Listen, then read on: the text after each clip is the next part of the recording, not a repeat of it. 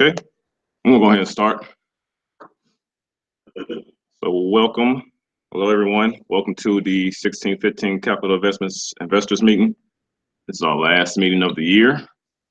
I'm very happy about that a little bit. We made a lot of progress this year with this group. I'm very proud of that. Happy with everybody that's been involved with it, and very happy about that a little bit. I want to thank everybody for that. Progress this year with this group. I'm very proud of that. Hold on. Everybody that's been involved with it. Sorry. But yeah, so very happy about everybody being involved, and very grateful for everybody that's put their input into it, the work that we've done. So very, very grateful for that. A lot of things that we have planned for next year coming up, and I'll go ahead and discuss that while we're waiting on DJ because he'll be here in a few minutes. Let me get that set up real quick. 1 second.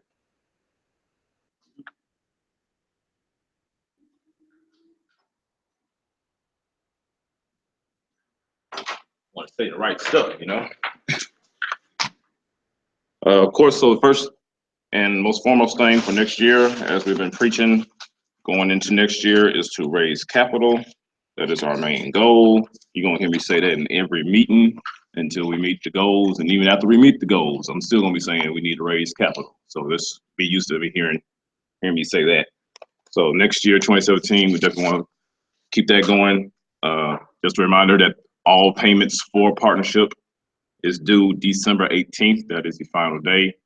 I have discussed with the final date. It's like a little grace period in between. That grace period is basically just me between the last date and me updating the operating agreement. Because once I get all the payments in, I'm updating the operating agreement with the current names, and then we'll have to sign that operating agreement so we'll be set up officially for everyone going into next year. So it'll be a little grace period time after the 18th, but not that much. When January comes around, you're in or you're not in. And then if you want to join, the payment will increase and we'll get that ball rolling when 2017 come around. But as of right now, December 18th, and we're just gonna be focusing on going into 2017, getting ready to work on our first investment project and raising capital. Okay.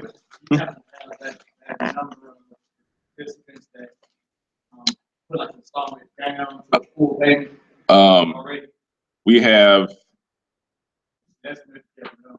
a couple of partial payments. We have 2 full payments and maybe like 3 or such partial payments so far. I've talked to most of the members in the group, and I've talked to everybody. A lot of people are trying to do it right last minute, of course, and do it all in one lump sum. So everybody's shooting for the 18th to make it done, which is fine. Yeah. Okay, so we can do that.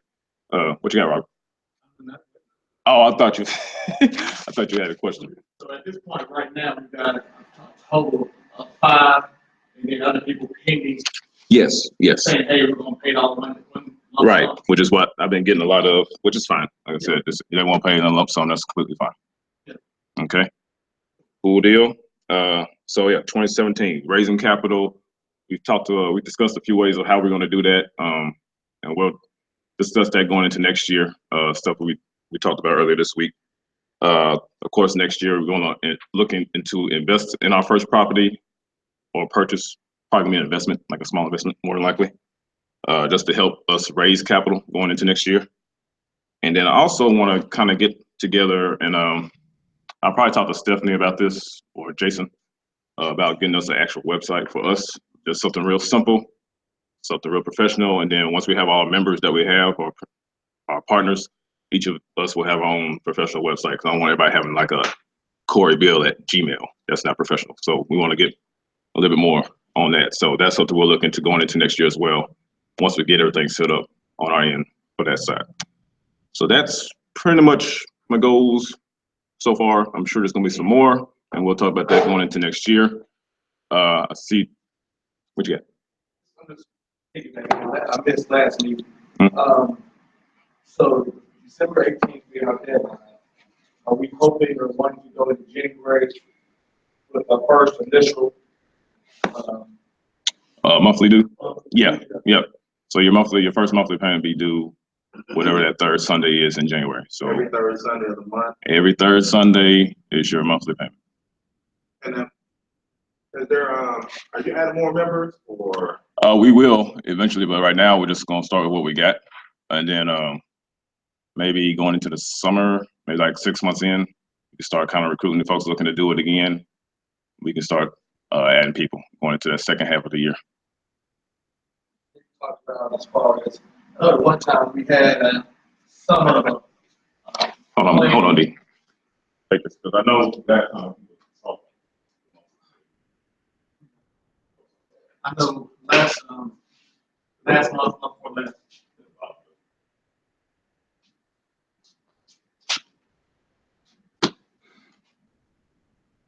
Nope.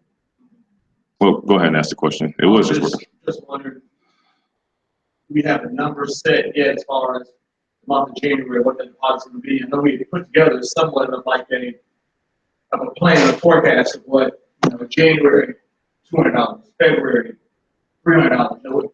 What do you mean as far as? the monthly dues. It's 125. 125. Mhm. You get that number right now? Yep. 125. And then when we get that next group that comes in, we'll probably increase theirs as well. So pretty much anybody that comes in after this first go round, the numbers are going to increase. The deposit will be 1,000 instead of 500, and we'll probably make the payments 150 unless something changes when I talk to Stephanie. Cool. Sweet. All right. So without further ado, I see Mr. DJ's here. It's greatly appreciated. In case no one knows about DJ, I took a few notes. I'm not a big public speaker. Just letting y'all know this. Don't do a lot of introductions. It's not my thing. But It was Steve Harvey.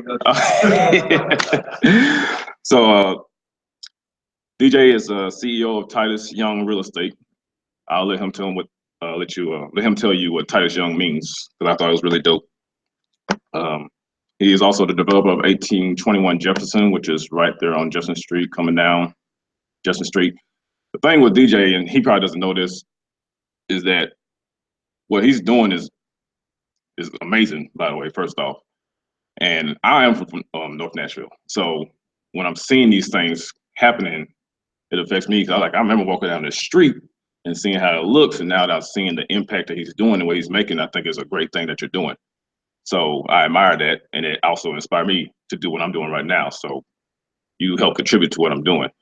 That's just from when I started doing my research. He's one of the first guys that kind of popped up on the scene. I was like, oh, this guy's making some moves. He's doing a lot of stuff. I remember me and you went to his groundbreaking. I thought that was amazing. So I thought it was a big deal. So I appreciate that from you for sure. He's doing a lot of work in the North Nashville area. Like I said, shopping center off Clarksville Pike. I remember as McQuitty City. I think that's what that used to be. That might be telling me a little bit about myself. McQuitty City is a long time ago, man. You gotta be a real Nashville guy. I know he's doing the Dollar Tree off Clifton. Is that right? Okay. And then also Paul's Market. Did you just get working on it? Working on Paul's Market right there on Justice Street as well.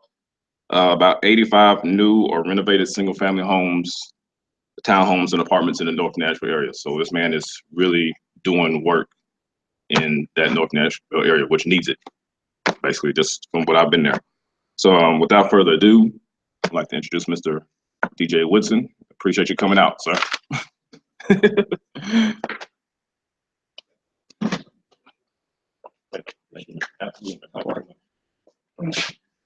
So, do I have to stand behind this? You don't have to stay behind that. Yeah. Do you need me to stand behind it? Okay. For the people listening on here too.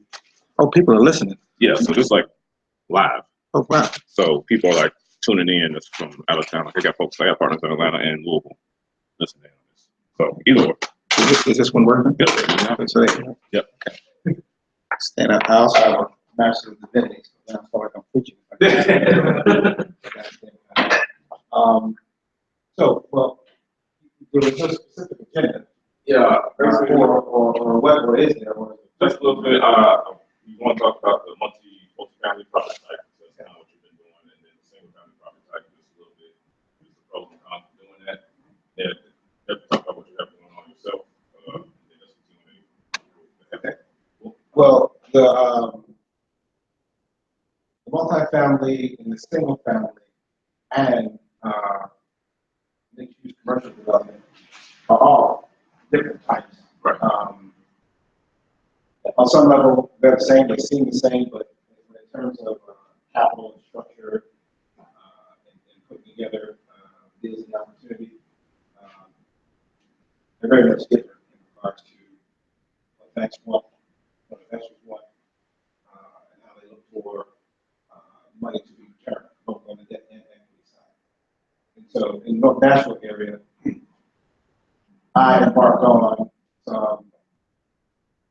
some might say gentrification, but I would say revitalization efforts in this particular area. When you look at demographics over there that exist, take that area and you say there's 3 colleges, 1 hospital, and a half already. Right?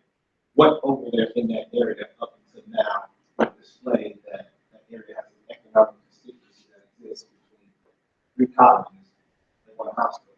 Right? Every day, 13, 15,000 people come into this specific trade area to work, go to school, whether you're on the admin level, making $30,000 to $40,000 a year, or the executive level, $500,000, $500,000 a year.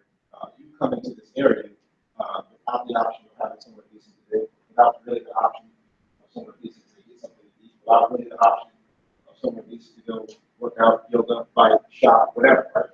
So my mindset was, if you pick that model up and you say, okay, I'm going to grab these 3 colleges, 1 hospital, I'm going to walk across town, I'm going to put it down. Put it down across town, Vanderbilt, Belmont, Vanderbilt, Melville.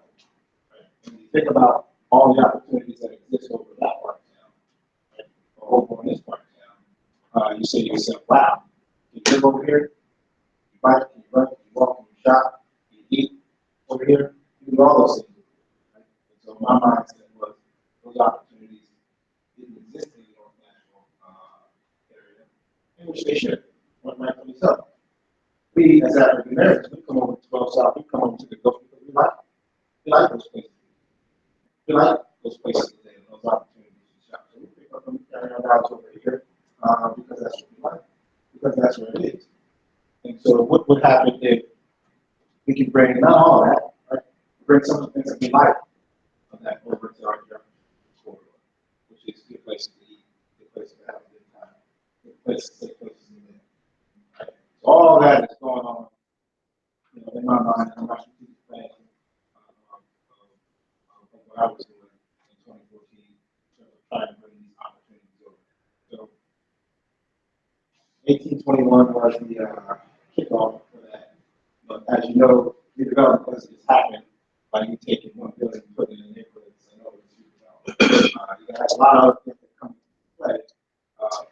A lot of other things happen for you to say that you are attempting to change the landscape of a particular area.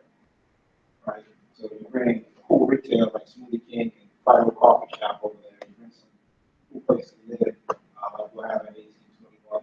But you also want to have permanent residents, right? So that's when you started building, looking to build the single family homes, the townhomes that were built on Jersey Street, some of the single family homes in the surrounding areas of streets that we're looking to do. And that adds some level of permanence. So you look at the apartments, you look at the retail, you look at the single family home.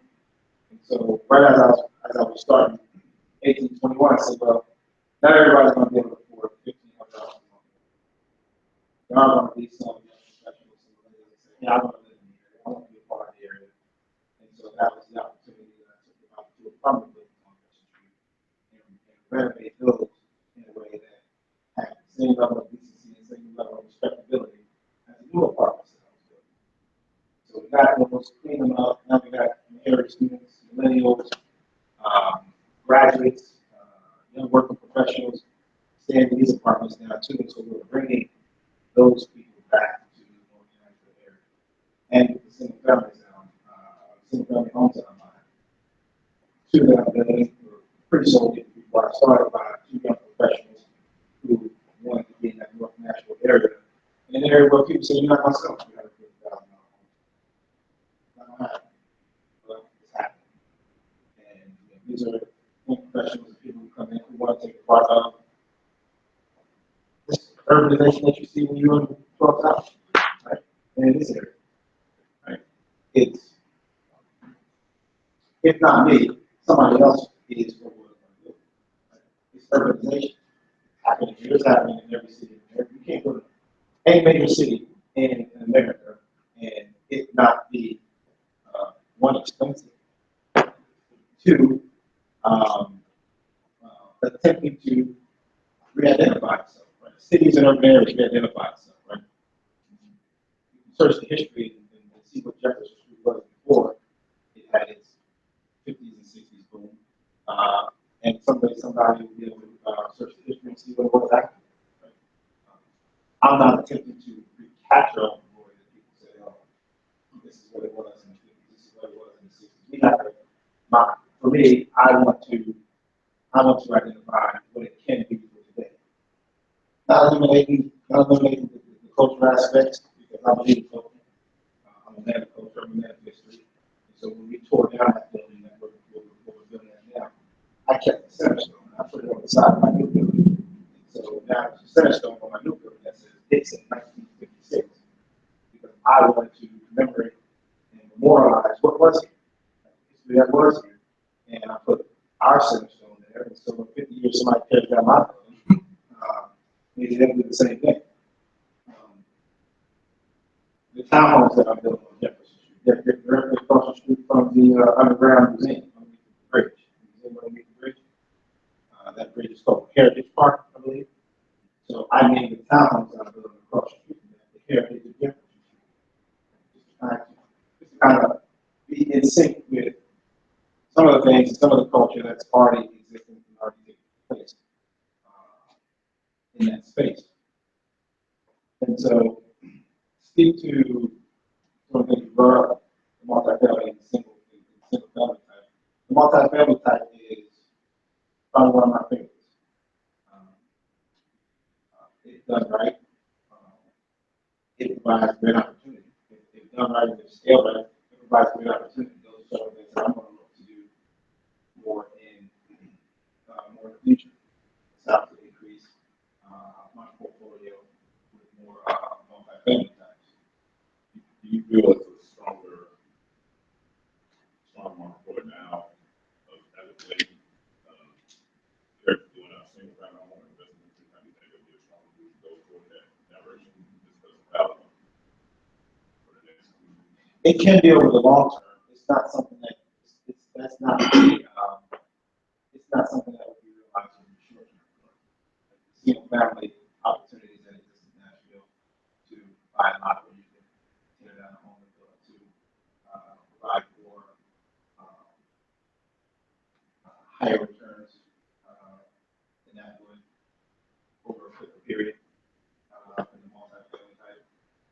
Multifamily type for me is more an institutional long-term deal where you peck at it, build that over some time, over some years, and before you know it, 15, 20 years, it's doing what you need to do, it's paying off debt, onto the mailbox, with my son to find something to do. Right. Right. By the time comes. Yeah. So, and that's really what it's all about. Right? Yeah. That's really what it's all about. That's really something that even over the last 10 to 20 years that African Americans have been slowly but surely moving the needle and understanding and doing that, trying to understand and establish generational wealth. Right? It's not something that's taught us. I don't know about you, but definitely something that wasn't taught me. Right? I've always understood money differently than the way European Americans understand it.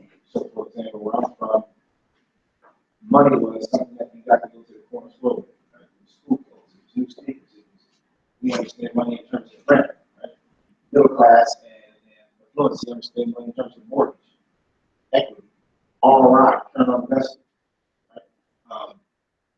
Commodity is different. Right? We understand the language of money different. And it wasn't until I started understanding the language of money, what it means to people that have it, and how they want to return, how they like to, how they, where they want to invest, how they want to invest, right? The language of money, right?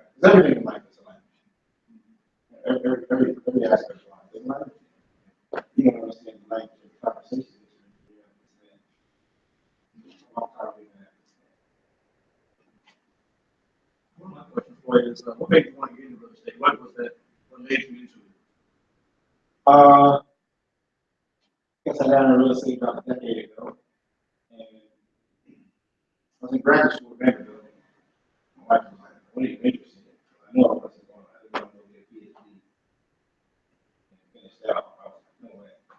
So we had bought a house when we got here.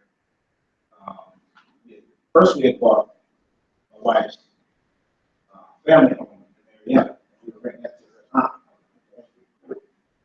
So we still had it, we rented in Atlanta to her aunt.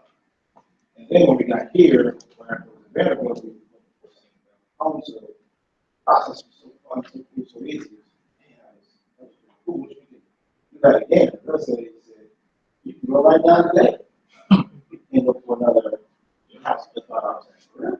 And literally that's what we did. And so what we did was we wanted to do that.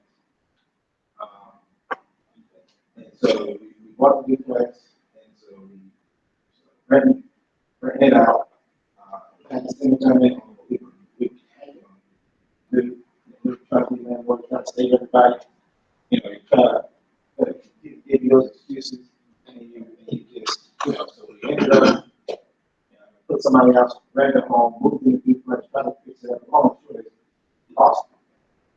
lost it for both. As long as that's experiences, that's how I keep that. Because I had to learn on 2 unit duplex. I wouldn't understand how to manage 22 unit, 18 unit apartment building like I'm doing now. Right? So I had to do it in order to set me up to be able to understand, just what it needs. You can understand multi-unit management and really how to be a landlord. And the toughest thing to do is to separate the business. Sure we do. Toughest thing to do is to separate the business when you got people coming to you with excuses on why they can't pay this, that, and the other. You're looking like, man, you're one decision to decide that person going to be in or out, homeless or not homeless. And so the toughest thing to do is to separate the business from it. I pass the responsibility on to my wife. Yeah, I don't know what to do. She's not more cold butter. She's sweet about it. She's sweet about it.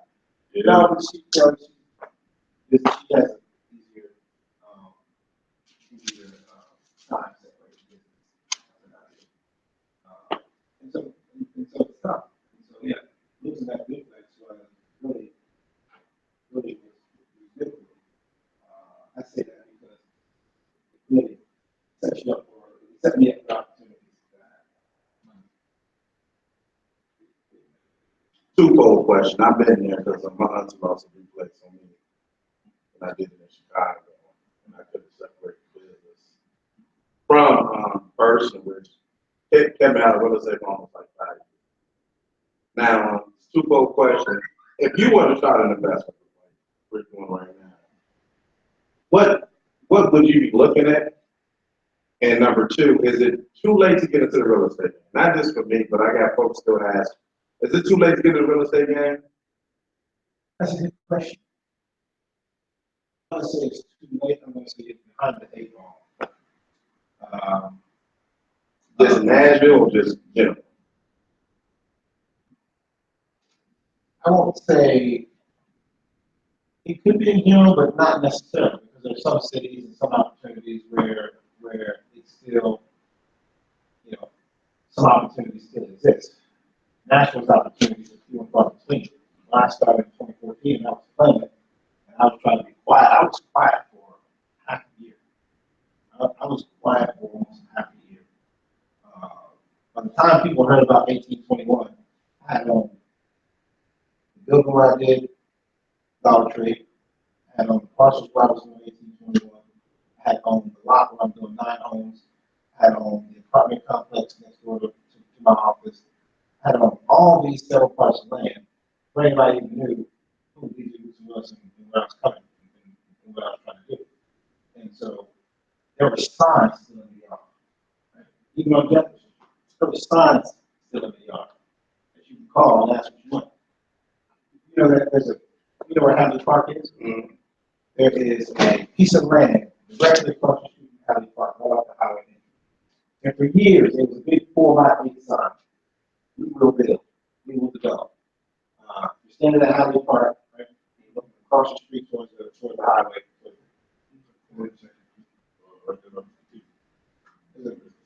No, the other one, adjacent, opposite that, coming off. So you're coming from that time, you get about 28 out. You go to the light, and you look back right. Right, yeah, right. You look back right. So you look around, when you look around, there's a piece of land right there to the right. It's across from Hadley Park. For years, it was a sign in the yard. We will build, we will develop. I was out of Louisiana. That sign was there for years.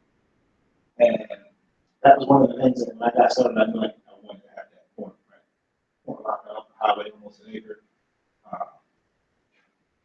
Maybe I paid $274. You know that land's worth now? We'll probably get $100,000 to $1 million right now. Right? So, behind the eight ball. You can't get that stuff now. You can't get, you know, the land where I paid for 1821, about $500,000. You can't get that today. You can't get that today. Several things that just wouldn't happen today. So I won't say that it's too late, you just at a disadvantage. And so you got to work hard in this market to find hurdles and hidden plans. You feel like it's going to slow down. How it's peaking, you talk about the region's peak, come down, or you feel like it's going to be? I think it is slowing down. But I think it will kind of remain consistent for a certain reason. I don't think the people at the top of the market will rent apartments for $2,400 is going to be that sustainable for that much more longer. Will it eventually come back? Yeah, but after a huge tape or a huge dip. And those people in the $500,000, $600,000 home range, right? I think those people are going to struggle here for long. I think 300,000, 400,000 will be the sweet spot. I think there's going to be a rediscovery, even of African Americans who, because historically we're the type to say, man, I need 3 bedrooms, 2.5 baths, and over the garage. So I got to go to Antioch, I got to go to Mount Juliet, I got to go to W to get it. That's where I want to go. And believe that. And we're upset when somebody else comes in here. And the value is here, right? They say, well, shoot, take my 300,000 and I can do a house over in West Nashville or North Nashville and be a 5-minute Uber ride to the Capitol to the Gulch and they go to the garage. Right? These assets are like the convenience. So I went to a guy in Nations just 2 weeks ago. He was like, yeah, it was 450,000, but I was driving 45 minutes each way, every day. There is no, I got to run home real quick. No, there is no. He said it took us 4 minutes to get to my station. He said, Uber us earlier the other day. We sat in the car for 25 minutes.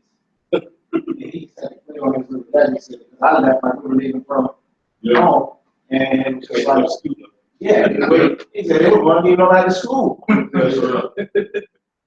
said, that changed my mind. He put a value on that. He put a value on that. And I think there is going to be a shift in understanding that value.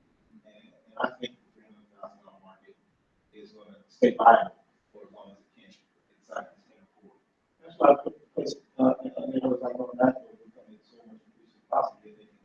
It's about 300,000 or more than 16 from Canada in the track. Right. Right. Some of those areas are still literally, you like, I don't even want to run out of gas. Right? But also, you know, this young, black or white, I'm outside, I don't want to run out of gas right here. I make that wrong time. And so, and some people moving in from Chicago, you know, moving in from California, they're like, rough. Man, please, run to the house. This ain't rough. Let me show you where I was coming from. Right. And that's the winning market. And I think that's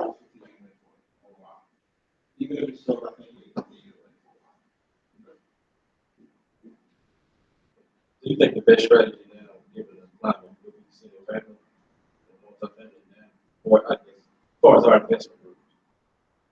Yeah, I would say, I would say so. I would say so. Find an opportunity where, that exists for you all to buy into single family home. I don't know what the expectations or returns are. Um, that will also govern it. But find opportunities where you say, okay, we'll pull our money in, we can go do this, and, but I don't know how to do it. They might spend $10,000, we can get our money back plus 10 to 15%. High end, be 20, 30%, that's good, but, you know, you get your money back in 10, 15%. Why not? Rush them in 8, 9 months. Time takes to build a home itself.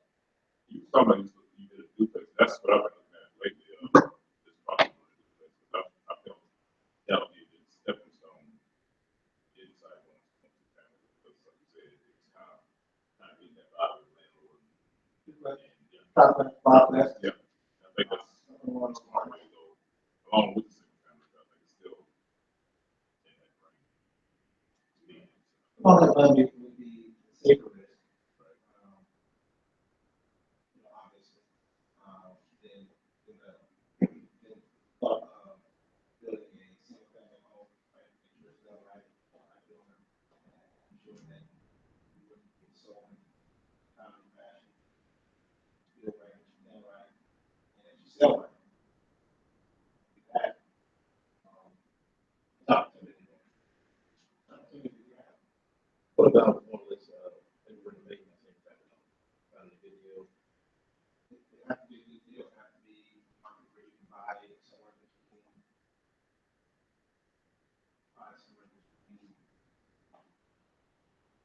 130 to 160 range for 50 in it, and it sells for 300, something like that, right? It's not even the right area.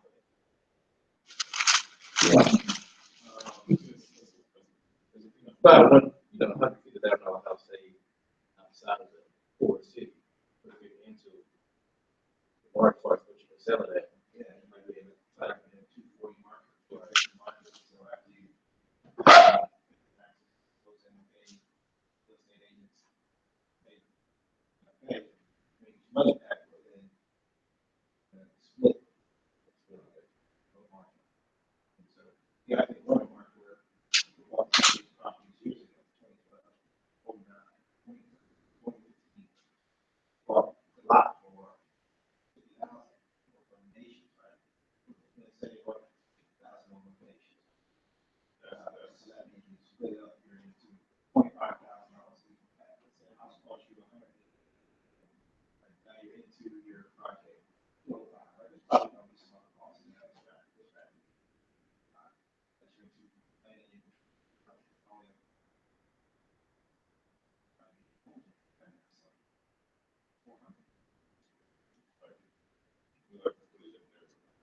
that. So after you pay back your kitchen, after you pay back some stuff, that, you know,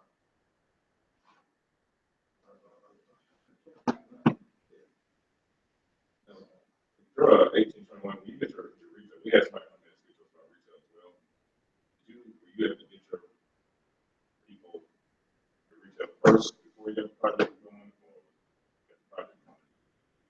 no, I had first. Yeah, but that's, Leases were signed before I got on construction. that's what he was pushing toward us. Do it, so we get the client first, and then, Paul McCullough, Sweden, guys, went on to Sweden. And, then also got ours. Very early on in the process. What do you have planned to do already? No, there's only 2 retail spaces there. The rest is gonna be residential. Residential. That's their, retail. Working on, some more retail, but it needs it. You need it.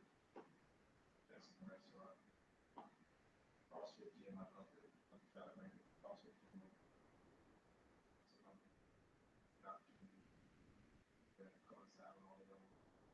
happening. It's not easy. No, I actually been in real estate too myself. I sold a house in Pine Street.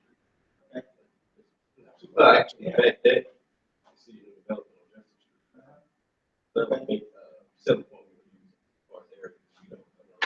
And they're like three right now. Yeah, and also 1817. And 1819 is, actually. Now, right back in your scope, I don't know that. Yeah. That's the dead thing right there. Yeah. I don't want to first off, but I don't think next to that. That's what But you built two on scope too, right? on the other side of school. Okay. The other side of our school, you gotta go down, island, right back around. I'm second floor.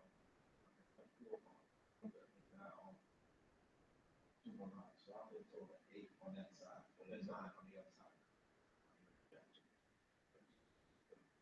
These single unit homes. And the first floor.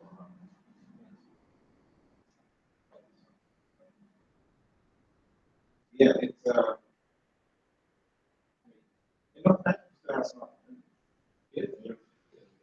We're looking at the, you know, that mechanic district, business district, on that side, hopefully it might, on the other side, on that side, we can like 14 play, hopefully I know a lot of them.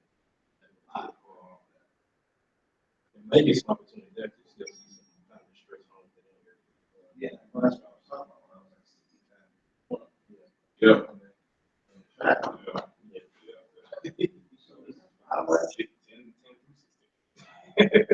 Lord. Yeah.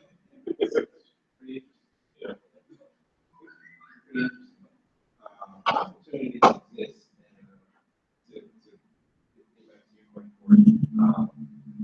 It's not, it's like, no, like, you just feel a disadvantage. Doesn't mean it can't happen, but you're gonna pay a little bit more closer to a premium for some of this stuff. It'd be more like strategic as far as how you go about it, because you can't find the whole $50,000 lot to sell. But then everybody is more strategic as far But as. then, what you know, somebody's not gonna be saying, that's all I want, that's all I need. That ain't really good. Yeah. Or that's the owner, like, out of state, and I think it's really what's going on in the market. Yeah. So, yeah. I think the first step is what to buying the land first and then try to build on top of it. I mean, I guess as far as you mentioned, like, you know, some of the houses off of the street they were talking about. So back in 2012, 2013, is that what we were doing first, pretty much purchasing that area, purchasing those lots? It started. Like, kind of like, say, Yeah. Yeah. Yeah. Wasn't ready, obviously, to run on people to start. And my whole thing was, I knew that once I announced, or once 1821, people got wind of that, and it's kind of like they was making, now everybody wants to duck, or everybody wants this for the land in the area. So I was strategic to try and buy up this lot, that, these different pieces and parcels of land, which I was pretty much had. Probably in 2014, I had 5 specific major pieces of land that I wanted.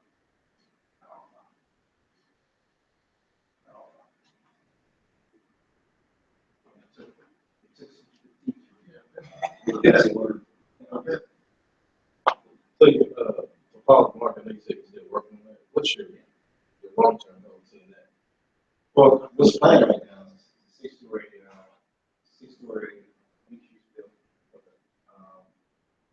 6-story mixed-use building with, 7, ground floor retail, 6,000 square feet. Second and third floors, parking lot, no funds, so we have to use a lot of footprint for, ground parking. You have some kind of issue with that. Yeah. Right, something on the right side of it. The problem is, right, so this is Jefferson Street, and this lot represents like Falls Market.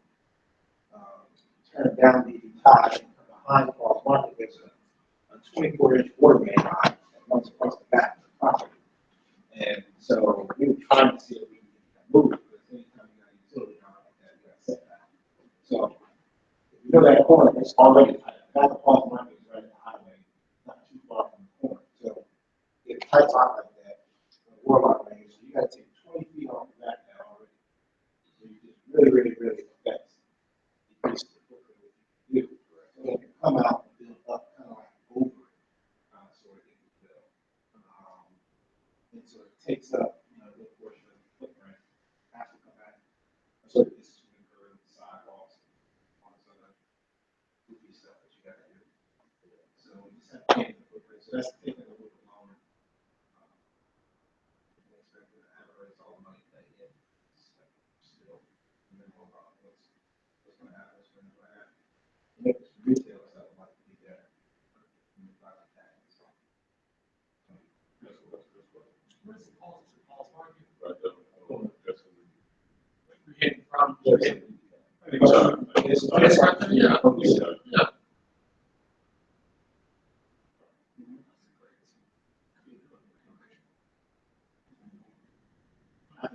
I think if you change that corner, you change the corner. Oh, absolutely. It's been up there with anything. I think if you change that corner, hold it.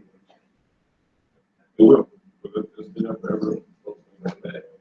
That mark, they keep on that, you got that, Kennedy. You know, just from the landscape, Yep. and, That's a mainstay in folks who used to, they take it away though. Yeah. That's all. What's your vision there again? So I was listening to you. well, we kind of got a 6-story building plan there. Nice. 4750 apartments, ground floor retail, about 6,000 square feet. And, above ground parking. Yeah. But these are only apartments. I don't know if it's the kind of market over there. I would want to build something and be under pressure to try to sell it for a certain amount. And it not be that. What do you think about the area that we do with the behind the issue out that way? It's like 88 years old. Yeah, I'm part of those conversations. And, it's a tough project. It's going to be a bigger hill to climb than you realize.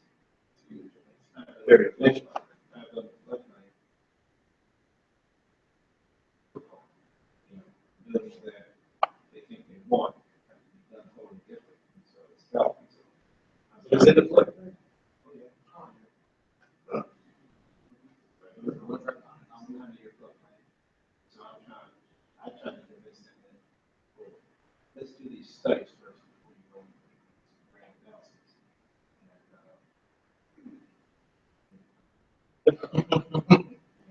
So you're part of that.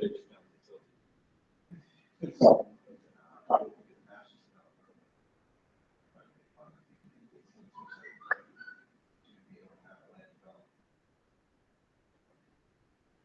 Part of that was get surveys done, or engineer meetings done. Really talking about what you can do, and a lot of internal programs. Then we'll just announce, every baseball stadium. We're not doing anything about it. We're not doing anything about it. That's something that is, yeah. And now they raised it 100% of the money. 60% came from foreign players. Yeah. And now they're just announcing the baseball stadium. We didn't even know. But when they announced it, they got all the money. And so, at my point, and it's an internal, raising internal capital, get 40, 50, so the money raised, what you want to do, what commitments for it. Then you talk about it. You don't think an announcement made that or against somebody like that? That maybe they're not It going could be, but you don't need to raise what you do. When you raise money, you can be going through the process of which y'all understand what it is. Some people want something that you want, but the land's called.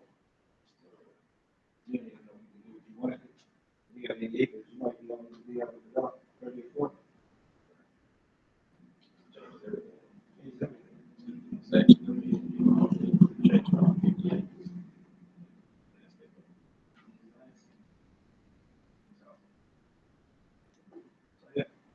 What what other areas you think, like it's in that, maybe, like, you know, North Nashville, Madison, for example. Somebody last year, smart money in Madison, then Arthur came out and was back on how this happening in Madison. It's working its way back that way, coming from Dallas Road, like East Nashville, working its way back towards Madison. Yeah. Well, it- It's not gonna happen. The court is key. Even the court is years from being built out. Plenty of opportunity inside the court to build it out. It's just everything awesome. Everything awesome. So it's expensive. And so as the court continues to build out, right, so that you take the pie shape of what the court is, it's like the Salem, Germantown, downtown, the Gulch, Vanderbilt, Belmont, 12 South, Green Hills, West Nashville, Murphy Road, and Silver Park, from the West Nashville Nation, right?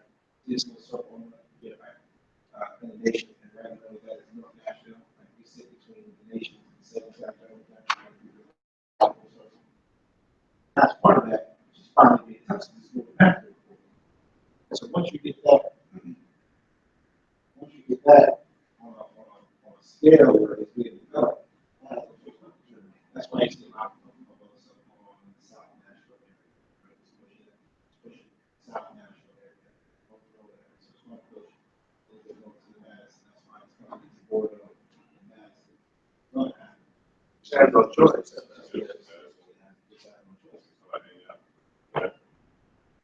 And that's going to come back, depending on what market, who's it going to be for. I don't even have, that didn't change. I know they got plans. I know they want to do big plans with that mall. I don't know if it's gonna happen. I know they're trying to. It's smart. That long, like, nothing. Yes. Yeah, I think so.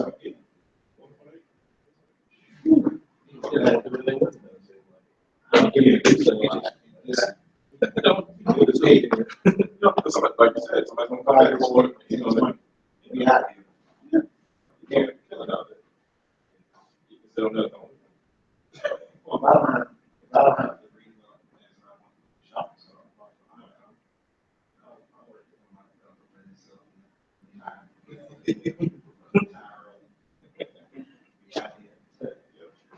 Cool, man. I don't think anybody has any other.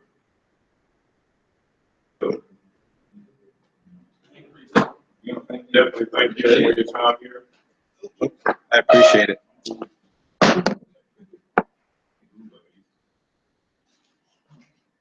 Probably gonna get a lot. Been here. Yeah, it's all right.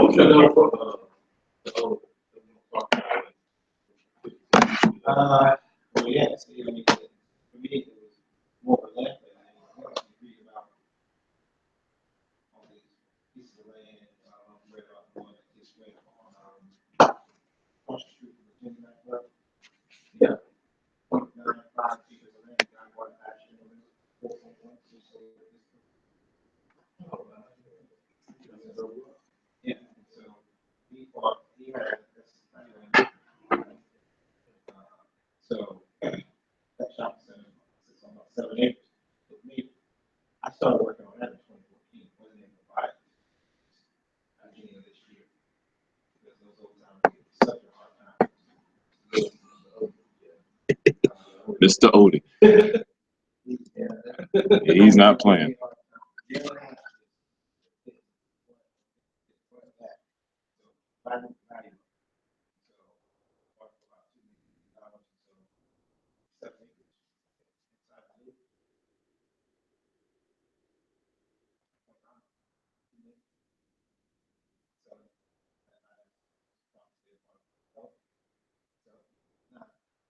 The plan right now is to get time hasn't caught up.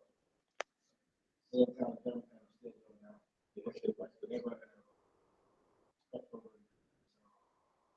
And so West Nashville and the nation system, they go down. So I'm just going to find sandwich, which is not that. So,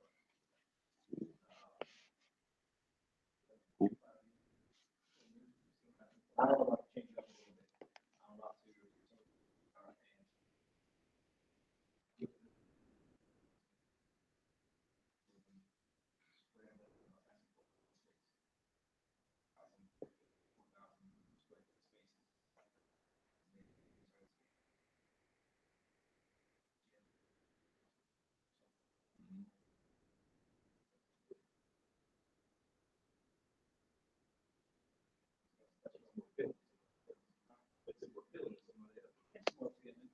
so I don't think we're a bicycle. Shopping Right. center. That's why. Think about what HG Hill did on South Pike. They put their big sports car. Yep. That's 7-8%. 250 apartments, 20,000 square feet. In the office, 16 single family homes in the back, 14 townhomes in the back of the office.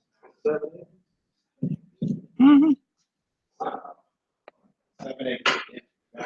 And so even back in 150 apartments, some street retail, right? Mhm. And just do that, I'm perfectly okay. Compared to $40-50 million development, close to $90 million development. That's where my mind works. Look at 40, probably worth 60. Yeah. I think you'll be all right. I think you'll be okay. We'll see. That's kind of. Somebody else more